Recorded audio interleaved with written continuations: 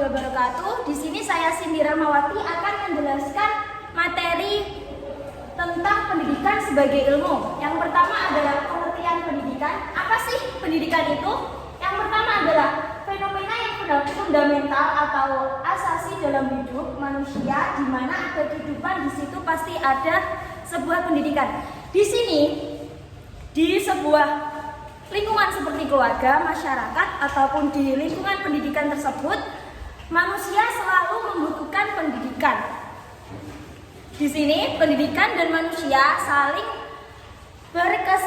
berkesinambungan dan saling berdampingan, karena manusia sejatinya sangat memerlukan sebuah pendidikan. Yang kedua adalah pendidikan sebagai gejala sekaligus upaya memanusiakan manusia itu sendiri.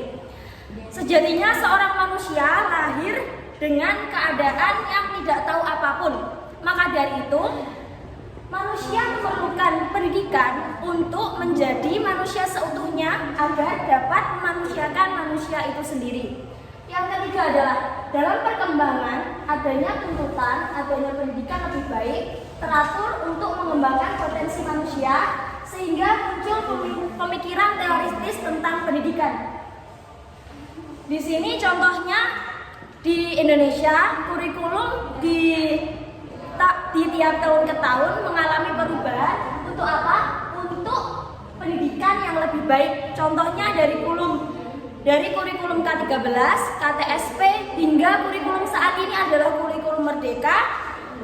Itu bertujuan untuk menjadikan pendidikan di negara Indonesia ini menjadi lebih baik. Yang keempat adalah pendidikan adalah upaya sadar untuk mengembangkan potensi-potensi yang dimiliki oleh manusia itu sendiri untuk melahirkan pendidikan atau theories of education. Di sini, pendidikan diperlukan manusia untuk mengasah keterampilan-keterampilan yang dimiliki oleh manusia itu sendiri agar menjadi lebih baik. Oke, yang materi selanjutnya adalah fungsi utama teori pendidikan menurut PH Hirsch. Yang pertama yaitu membimbing praktek pendidikan atau to get education.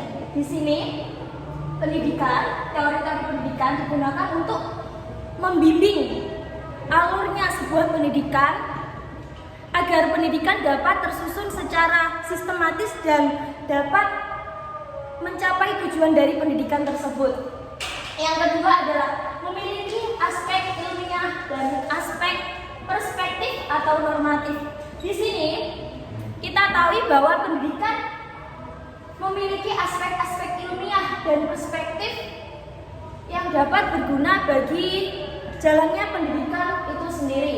Yang ketiga adalah merupakan unsur-unsur bangunan pengetahuan atau a body of knowledge atau ilmu pendidikan. Di sini teori-teori pendidikan merupakan unsur-unsur bangunan yang terdiri dari pengetahuan yang terdiri dari ilmu pendidikan itu sendiri. Oke, slide selanjutnya. Materi selanjutnya adalah pengertian ilmu pendidikan.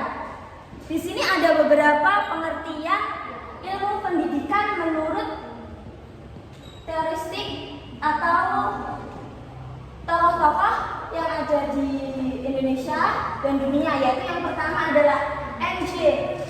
Langevitz pedagogik, yang kedua adalah Carter V. Goods, yang ketiga adalah Imam Barnardin, dan yang terakhir adalah Driyakara. Oke, yang pertama pengertian ilmu pendidikan menurut M.J. Langevitz pedagogik, yaitu suatu ilmu yang bukan saja menelaah objeknya untuk mengetahui betapa keadaan atau hakiki objek itu, melainkan mempelajari pula hendaknya atau tindakannya. Di sini ilmu pendidikan menurut M.J. Langevitz pedagogik adalah ilmu yang menelaah objek untuk mengetahui keadaan objek tersebut dan mempelajari pula tindakan-tindakan yang terjadi dalam ilmu tersebut. Yang kedua adalah pengertian ilmu pendidikan menurut Carter F. Dodge, yaitu ilmu pendidikan adalah bangunan pengetahuan yang sistematis mengenai aspek kuantitatif dan objektif dari proses belajar. Yang dimaksud Carter F. Dodge adalah ilmu pendidikan merupakan fondasi atau bangunan pengetahuan yang sistematis. Sistematis adalah teratur. Jadi ilmu di sini ditata sedemikian hingga agar mencapai tujuan-tujuan tertentu. Contohnya saat melaksanakan pendidikan, jam pelajaran dimulai sudah diatur, kita pulang juga sudah diatur, libur juga diatur, untuk pelajaran A, B, C hingga D juga sudah ada waktu-waktu tertentu dan cara-cara tertentu untuk menyampaikannya kepada peserta didik yang ada. Mengenai apa sih aspek kuantitatif dan objektif dari proses suatu pembelajaran? Yang ketiga adalah pengertian ilmu pendidikan menurut Imam Bernadette. Ilmu pendidikan adalah ilmu yang membicarakan masalah-masalah umum pendidikan secara menyeluruh dan abstrak. Jadi, Imam Bernadette mengatakan bahwa ilmu pendidikan adalah ilmu yang menyeluruh, tidak hanya membicarakan tentang pendidikan itu saja, melainkan membicarakan tentang masalah-masalah pendidikan, cara-cara dalam melaksanakan sebuah pendidikan, kaidah-kaidah dalam pendidikan, dan masih banyak lainnya. Karena Imam Bernadette menyatakan bahwa ilmu pendidikan adalah ilmu yang membicarakan masalah-masalah umum pendidikan secara menyeluruh dan abstrak. Yang terakhir adalah pengertian ilmu pendidikan menurut Driyakara, yaitu ilmu pendidikan adalah pemikiran ilmiah kritis. Pemikiran ilmiah ini meliputi kritis, metodis dan sistematis. Tentang apa sih? Tentang realita yang kita sebut dengan pendidikan. Jadi ilmu pendidikan menurut Driyakara ini terdiri dari pemikiran kritis, metodis, yaitu bahwasanya ilmu pendidikan terdapat metode-metode atau tahap-tahapan tertentu yang dapat dilakukan untuk mencapai tujuan dari ilmu pendidikan itu sendiri, dan sistematis, yaitu tersusun secara sistematis. Selanjutnya adalah persyaratan pendidikan sebagai ilmu.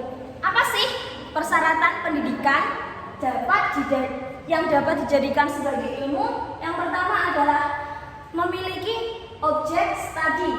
Objek studi ini terdiri dari objek material dan objek formal. Yang kedua adalah memiliki sistematika. Sistematika apa sih? Sistematika adalah sistem tertentu yang dapat dilakukan untuk mencapai tujuan dari pendidikan tersebut, atau cara-cara tertentu yang sudah tersusun secara teratur. Selanjutnya adalah yang pertama tadi kan memiliki objek studi, yaitu objek material dan objek formal. Apa saja sih yang terdapat dalam objek material dan objek formal? Yang pertama adalah objek material. Objek material di sini adalah perilaku manusia. Kita tahu bahwasannya pendidikan pada dasarnya ditunjukkan oleh manusia dan untuk manusia tersebut. Maka di sini pendidikan dapat dijadikan sebuah ilmu apabila memiliki objek material tersebut, yaitu perilaku manusia itu sendiri. Apabila tidak ada sebuah objek material, maka pendidikan tersebut tidak akan bisa berjalan dan tidak bisa akan disebut dengan pendidikan sebagai ilmu. Yang kedua adalah objek formal. Objek formal adalah tentang menelaah fenomena pendidikan integratif. Di sini, pendidikan harus memiliki objek formal. Karena apabila sebuah pendidikan tidak memiliki objek formal, yaitu fenomena dalam sebuah pendidikan, maka pendidikan tersebut tidak dapat dijadikan sebuah ilmu yang dapat berguna bagi kita semua.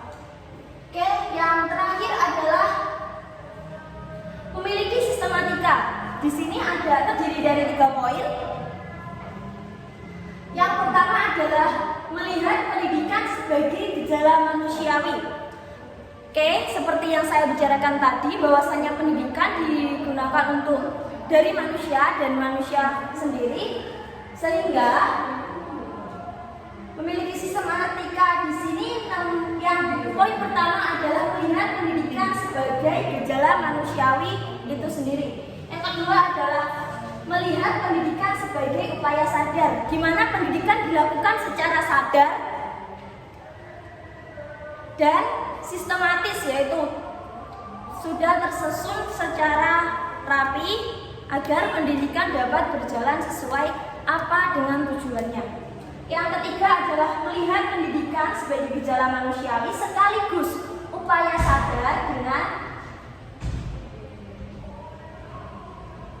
perkembangan sosial budaya di masa depan. Oke, itulah syarat-syarat pendidikan sebagai ilmu dan materi saya tentang pendidikan yang dapat digunakan sebagai ilmu. Terima kasih. Wassalamualaikum warahmatullahi wabarakatuh.